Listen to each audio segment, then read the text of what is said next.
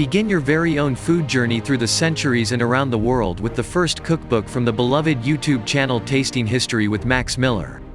What began as a passion project when Max Miller was furloughed during COVID-19 has become a viral YouTube sensation. The Tasting History with Max Miller channel has thrilled food enthusiasts and history buffs alike as Miller recreates a dish from the past, often using historical recipes from vintage texts, but updated for modern kitchens as he tells stories behind the cuisine and culture. From ancient Rome to Ming China to medieval Europe and beyond, Miller has collected the best-loved recipes from around the world and has shared them with his fans. Now, with beautiful photographs portraying the dishes and historical artwork throughout, Tasting History compiles over 60 dishes. Including the original recipe and Miller's modern recreation, this cookbook is a must-have for any avid cook or history fan looking to experience delicious recipes from the past.